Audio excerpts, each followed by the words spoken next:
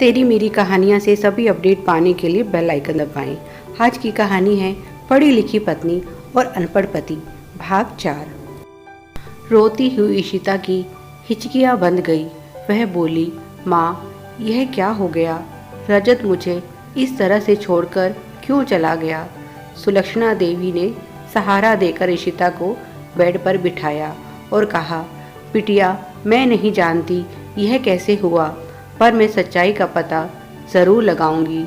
तू मेरा यकीन मान, रजत तुझसे बहुत प्यार करता है। वह तुझे छोड़कर कभी नहीं भाग सकता। ज़रूर उसके साथ कुछ गलत हुआ है। बेटी, मुझे थोड़ा समय दो और थोड़ा सब्र से काम लो। मैं जल्दी ही रजत को तुम्हारे सामने ले आऊंगी। तुम घबराओ मत। यह घर तुम्हारा है और तुम मेरे रजत की अमानत हो। तुम्हें किसी तरह की कोई असुविधा नहीं होगी, मैं वादा करती हूँ। इशिता बोली, पर माँ, यह शादी? सुलक्षणा देवी बोली, यह कोई शादी नहीं, सिर्फ एक नाटक था जिससे लोग भड़क ना जाएं। तुम्हें इस शादी को सच मानने की कोई ज़रूरत नहीं है। तुम्हारी शादी रजत से ही होगी। जैसे यह शादी हुई वैसे ही तुम्हारा तलाक भी हो जाएगा। इस चीज़ की तुम्हें चिंता करने की ज़रूरत नहीं है, पर इस समय सबसे ज़रूरी है रजत का मिलना। सुलक्षणा देवी ने अपने आंसू पोंछे और इशिता के आंसू पोंछते हुए कहा, बेटी, अब तुम्हें मेरी हिम्मत बनकर रहना है। हमें पता लगाना होगा कि रजत के साथ क्या हुआ। ज़रूर किसी ने अपनी दुश्मनी निकाली है। क्या उनका कोई दुश्मन भी है? सुलक्षणा देवी बोली, हाँ, सबसे बड़ा दुश्मन तो घर में ही है। घर में कौन माँ? सुलक्षणा देवी बोली, वही अनमोल जिससे तुम्हारी शादी हुई है। इशिता के मुंह से निकला, अनमोल? पर वह तो रजत का भाई है ना? सुलक्षणा देवी बोली, भाई तो नाम का है, असल में वह मेरे रजत से बहुत जलता है। मुझे तो रजत के गायब होने में उसी का हाथ लग रहा है। वही मेरे बेटे की खुशियों पर जलता रहता है। इशिता सोच में पड़ गई और बोली, भाई होकर भाई से जलन? सुलक्षणा देवी बोली, वह उसका सगा भाई नहीं है। वह तुम्हारे ससुर के बड़े भाई का बेटा है। बहुत ही मनहूस है। अपने माता पिता और बहन को तो वह खा गया, अब मेरे घर पर उसकी नज़र है। खुद तो जिंदगी में कुछ कर नहीं पाया और मेरे रजत को देखकर जलता रहता है। इशिता ध्यान से अपनी सास की बात सुनने लगी। उन्होंने बताया, अनमोल अनपढ़ है। यह सुनकर तो इशिता पर जैसे बिजली गिर गई। क्या वह अनपढ़ है? सुलक्षणा देवी बोली, हाँ, वह अनपढ़ है। उसके लिए काला अक्षर भैंस बराबर है। हमने कितनी कोशिश की उसे पढ़ाने की, पर बचपन में तो खेल कूद में लगा रहा और फिर समय निकल गया। रजत की नौकरी, पढ़ाई लिखाई और तरक्की उससे देखी नहीं जाती। इशिता बोली, फिर आप लोगों ने उसे अपने साथ क्यों रखा है?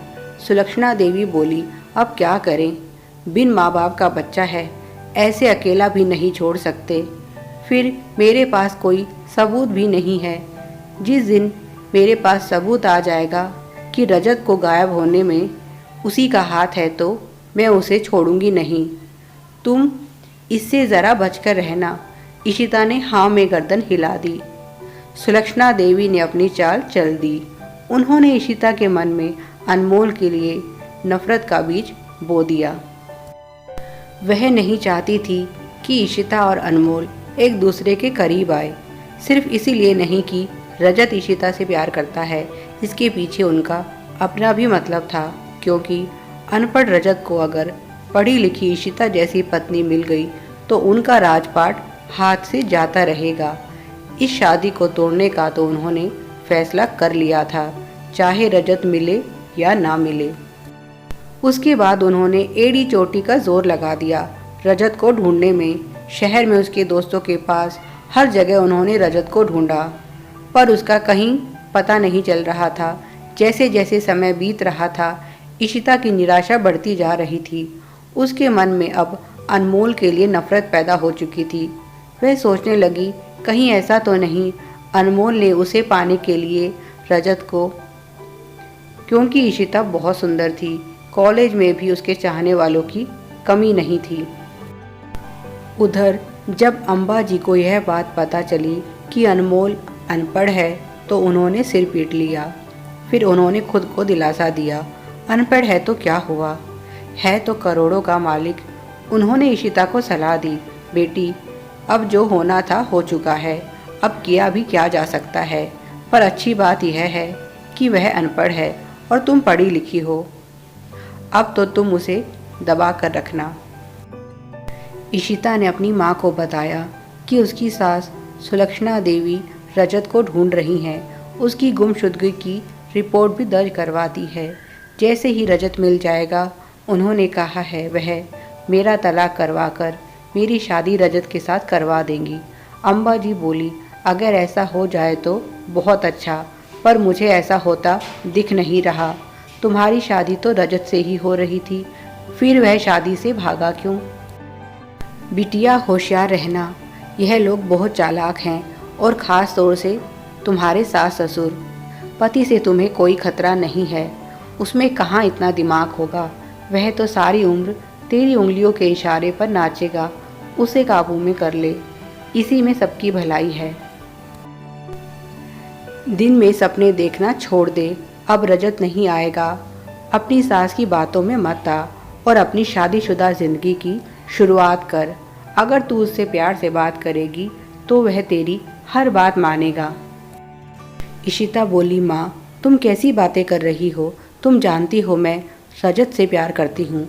अम्बाजी बोली, यह प्यार व्यार कुछ नहीं होता, प्यार तो रजत भी तुझसे बहुत करता था, बता फिर क्यों चला गया तुझे छोड़कर? रजत तेरा अतीत है और अनमोल तेरा आज। इस सच्चाई को तू जितनी जल्दी स्वीकार कर लेगी उतना तेरे लिए और हमारे लिए अच्छा है। अम्बा जी अपनी बेटी के इस व्यवहार पर बहुत दुखी थी। वह जब भी उससे बात करती तो उसे यही समझाती कि जल्दी से जल्दी अनमोल को अपने काबू में कर ले, उसमें इतनी बुद्धि नहीं है, कहीं ऐसा ना हो कोई उसके मन में तेरे प्रति जहर घोल दे। माँ हो या सास, सभी इशिता के मन में अनमोल के प्रति नफरत के बीज बो रहे थे। इशिता का मन अनमोल के प्रति घृणा से भर उठता। जब भी वह उसे देखती उसे लगता मेरे सारे दुखों और कष्टों का कारण यही इंसान है। एक महीना बीतते बीतते इशिता भी अनमोल के साथ वही व्यवहार करने लगी जो सुलक्षणा देवी करती आई थी। पत्नी होने के नाते उसे अपने पति के सुख दुख में भागीदार बनना चाहिए था, पर वह तो उसे नौकर की हैसियत से देखती थी। उसने अनमोल को कभी पति माना ही नहीं, ना ही अनमोल ने कभी उस पर पति होने का अधिकार जताया। उसने तो आज तक इशिता की तरफ आंख उठाकर भी नहीं देखा था। शायद वह इस रिश्ते का अंजाम जानता था। और इधर इशिता भी जब अनमोल को देखती उसके मन में नफरत की आग जल उठती। अनमोल की अपने ही घर में हैसियत नौकरों जैसी थी। उसके पास एक छोटा सा कमरा था जिसमें वह रहता था। सारे दिन वह काम करता, कभी खेतों में तो कभी जानवरों को संभालता। घर के हर काम के लिए उसे ही बुलाया जाता, जबकि घर में नौकरों की कोई कमी नहीं थी। फिर भी अनमोल के बिना कोई काम नहीं होता था। इशिता देख रही थी उसकी सास का व्यवहार अनमोल के लिए कितना बुरा है, पर अनमोल कभी कुछ नहीं कहता था। उसकी शांत आंखें और होठों की खामोशी कभी कभी इशिता को बहुत चुभती और उसे यकीन नहीं होता कि अनमोल बुरा इंसान है। उसे तो वह खुद हालात का सताया हुआ लगता था। जब उसका दिमाग उसे सही रास्ते पर ले जाने की कोशिश करता, मन आकर सवाल खड़े कर देता। इशिता दिल और दिमाग के द्वंद्व में फंस गई थी। दिमाग कहता अनमोल एक अच्छा इंसान है और दिल कहता नहीं, वह सिर्फ अच्छे होने का ढोंग कर रहा है। Please like, share and subscribe. Thanks for watching.